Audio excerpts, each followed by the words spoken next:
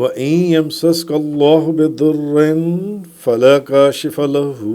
إِلَّا هُوَ وَإِن يَمْسَسْكَ بِخَيْرٍ فَهُوَ عَلَى كُلِّ شَيْءٍ قَدِيرٌ۔ تو اے مخاطب، اگر اللہ تمہیں کوئی ضرر پہنچائے تو اس کے سوا کوئی اس ضرر کو دور کرنے والا نہیں ہے۔ اگر اللہ تمہیں کوئی ضرر پہنچائے تو اس کے سوا کوئی اس ضرر کو دور کرنے والا نہیں ہے، اور اگر وہ تمہیں کوئی نفع پہنچائے تو وہ ہر چیز پر قادر ہے۔ یعنی اس نفع کو پھر کوئی دور کرنے والا یا اس نفع کو کوئی کم کرنے والا نہیں۔ وَهُوَ الْقَاهِرُ فَوْقَ عِبَادِهِ، اور وہی اپنے تمام بندوں پر غالب ہے۔ وَهُوَ الْحَكِيمُ الْخَبِيرُ، اور وہ بہت حکمت والا، بہت خبر رکھنے والا ہے۔ اللہ تعالیٰ کے سوا کوئی حاجت روا نہیں ہے، اور اسی کے اوپر اس آیت کے اندر یہ دلیل ہے کہ اللہ تمہیں اگر ضرر پہنچائے تو اس کے سوا کوئی اس ضرر کو دور کرنے والا نہیں ہے، اور اگر وہ تمہیں نفع پہنچائے تو وہ ہر چیز پر قادر ہے، تو وہ ہر چیز پر قادر ہے۔ تو تکلیف ہو، راحت ہو، بیماری ہو یا صحت ہو، ناکامی ہو یا کامیابی ہو، عزت ہو یا ذلت ہو، سب اللہ وحدہ لا شریک کے ہاتھ میں ہے۔ ہر چیز، رزق بھی، رزق کی کشادگی بھی، عزت بھی، ذلت بھی،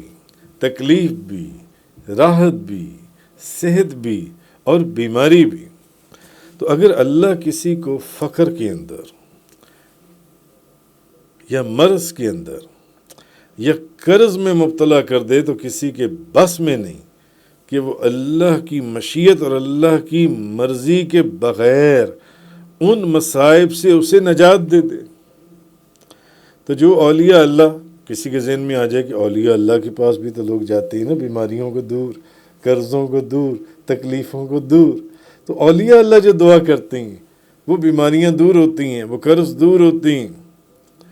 اور تکلیفیں راحتوں میں تبدیل ہو جاتی ہیں، تو وہ اللہ ہی کے اذن اور اللہ ہی کے حکم سے، ایسا نہیں ہے کہ وہ اولیاء اللہ اللہ کے حکم یا اللہ کے اذن کے بغیر کرتے ہیں۔ تو اللہ کی مشیت اور اس کی مرضی کے بغیر ان مصائب سے کوئی اسے نجات نہیں دے سکتا، اور اگر اللہ کسی پر اپنا فضل اور کرم فرمائے اور اسے اپنے انعامات سے سرفراز فرمائے تو کسی کی طاقت نہیں ہے کہ اس سے چھین لے۔ اگر اللہ اپنے فضل اور کرم سے کسی کو کسی خاص منصب، کسی خاص نعمت، کسی خاص کام، کسی خاص برکت، کسی خاص خدمت کے لیے چن لے تو کوئی خوش ہو یا ناراض ہو، کوئی رشک کرے یا کوئی حسد کرے، کوئی وہ منصب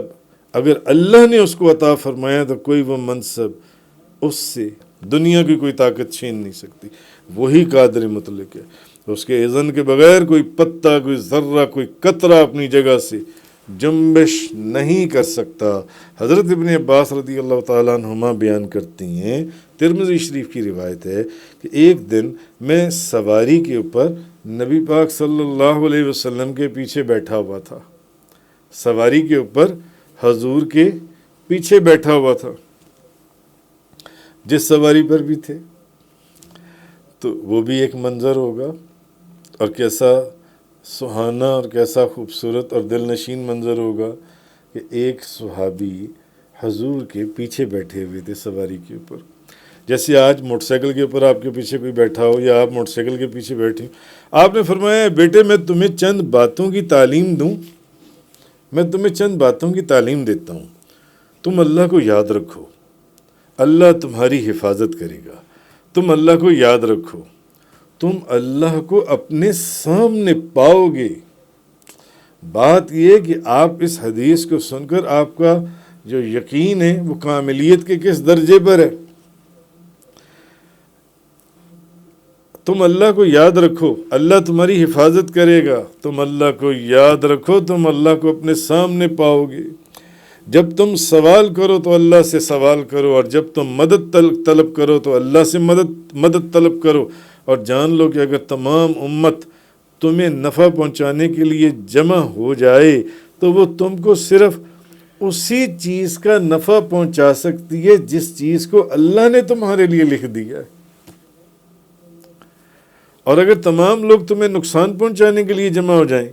تو وہ تمہیں صرف اسی چیز کا نقصان پہنچا سکتی ہیں جو اللہ نے لکھ دی ہے۔ تو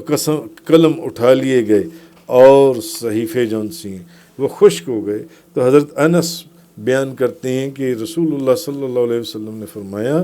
کہ ہر شخص کو چاہیے کہ اپنی تمام حاجات میں اپنے رب سے سوال کرے، یہاں تک کہ تسمہ بھی ٹوٹ جائے تو اپنے رب سے سوال کرے۔ تسمے کے ٹوٹنے کا بھی حضور نے فرمایا اپنے رب سے مانگو، اپنے رب سے سوال کرو، وہ دعاؤں کو سنتا ہے، وہ دعاؤں کو قبول کرتا ہے۔ حضرت سلمان فارسی بیان کرتے ہیں کہ اللہ کے رسول نے فرمایا اللہ تعالیٰ حیا دار ہے، کریم ہے، وہ اس سے حیا فرماتا ہے کہ کوئی شخص اس کی طرف ہاتھ اٹھائے اور وہ ان ہاتھوں کو نامراد اور خالی لوٹا دے، نہیں، ایسا نہیں ہے۔